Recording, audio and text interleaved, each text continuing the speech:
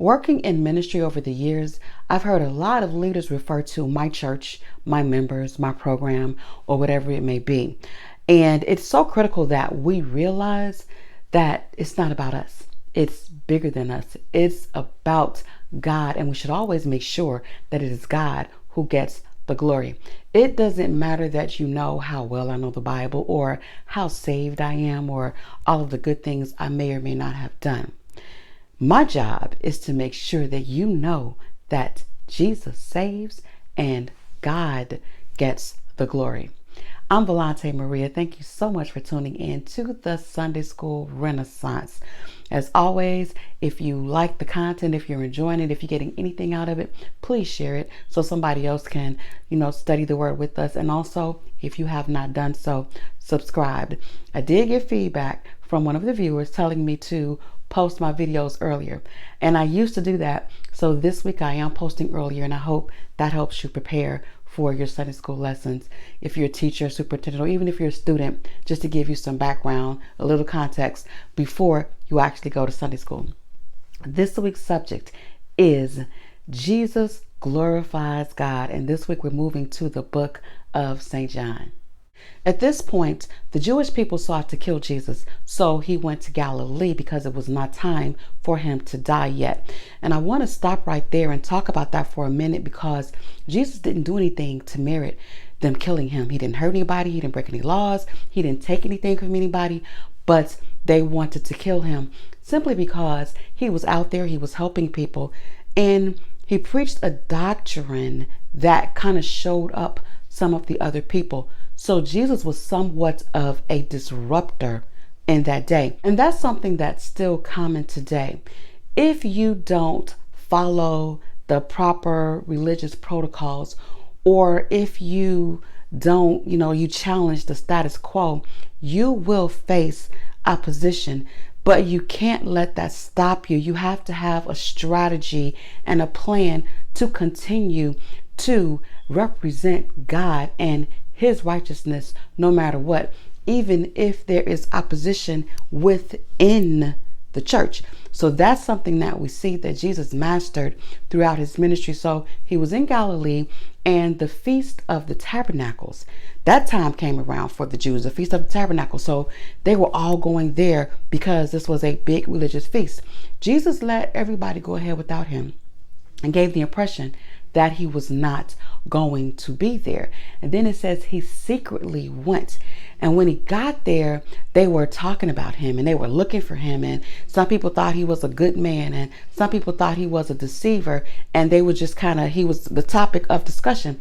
Then the next thing we know, it says that he was in the middle of the temple teaching. And I love that, because you don't have to seek high places, positions, if you are seriously, genuinely trying to glorify God. If you glorify God, he will elevate you.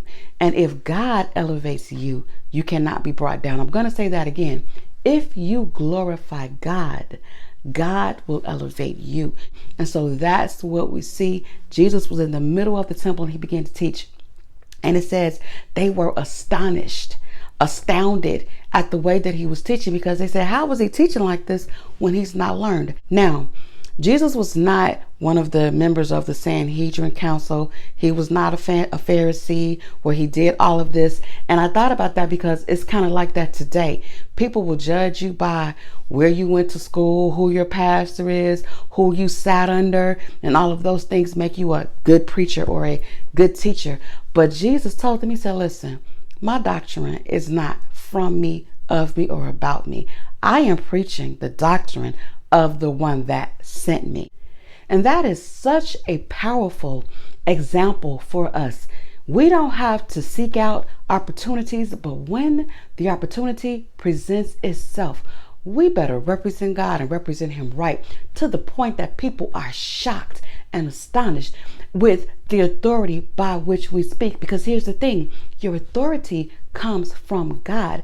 And when you are truly trying to glorify God, you will always get the opportunity. That's why it's so important to be prepared. That's why I love Sunday school. And I say it all the time. I'm saved today because of Sunday school, learning that word, and I understood what God was requiring of me, and I understood the consequences of sin, and I understood the blessings of salvation. It was a no-brainer for me. So when I teach, I'm teaching from that perspective. I want everybody to know just how good God is. And I want everybody that comes in contact with me to see the glory of God in my life and the manifestation of his power through me. That's exactly what Jesus did in that temple that day. Then he went on and he told them, he said, while you talking about me and trying to figure out if I'm good or if I'm a deceiver, he said, I'm doing the will of my Father. I'm glorifying God. Then Jesus told them, he said, if you do the will of the Father, then you'll know whether or not I represent the Father or whether I represent myself.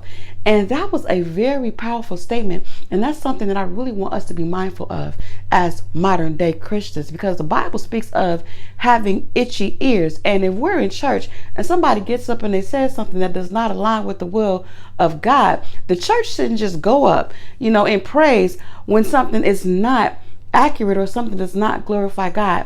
And that's what he said. He said, you wouldn't be sitting here, wondering, talking about me, wondering who I am, where I'm from. Because if you follow God, you would know, because the Spirit of God flows from heart to heart and breast to breast. And the Spirit by the Spirit, and the Spirit of God in you will connect with the Spirit of God in me. And so Jesus spoke with such authority because he was confident in his relationship with God, knowing that his heart was to glorify God. If you glorify God, he will use you. He will speak through you. His power will be manifest in your life, and you will walk in the authority that only God can give you. Then Jesus told them, he said, when people speak what they want to speak, then they're seeking to glorify themselves. But when people seek to glorify the one that sent them, there's no unrighteousness in him. Therefore, there was no unrighteousness in Jesus, because he was doing the work of the one who sent him. Then he brought in Moses. He said, did not Moses give you the law? Yet none of you keep the law. So why you want to kill me? Then they told him he had a devil and that, who's trying to kill you. So Jesus told them, he said, I've done one thing, to heal somebody on the Sabbath, and you all are going crazy over that. He said, but Moses, the law of Moses, have you doing circumcision. So you're doing circumcision on the Sabbath, not because of Moses, but because of the law of the fathers. And he said, but you want to judge me, and you're accusing me on the one end, but you're not upholding the law on the other hand. And he said, if you're going to judge, then you ought to judge right and be fair and do what's right. Now, once again, there is a quiz in the description. Click on the link and answer those questions. I appreciate those of you who have been doing that. I'm loving your feedback. So if you have been doing it, keep doing it. If you have not done it, do it. Click the link in the description and answer those questions. And I've decided that what I'm going to do, actually, while I'm recording, this just popped in my head. I'm not going to go over the responses in this video because I want these videos to stay focused on the lesson at hand. We are going to do, or I'm going to record a midweek Bible study. You'll get a notification if you're subscribed, and that's where I will discuss your responses. And I think I'm going to make it a live. I'm literally just having ideas as I'm recording this. I think I'm going to make it a live session midweek where I actually go through the different responses that you sent me. That way we can have a two-way live dialogue and chat, because I really want this to edify you. I really want you to get something out of this. You can ask me specific questions on live directly. I can get feedback from you because you guys have no idea how much you bless me. All of the comments, thank you. All the support, thank you. And remember, subscribe to the channel and share.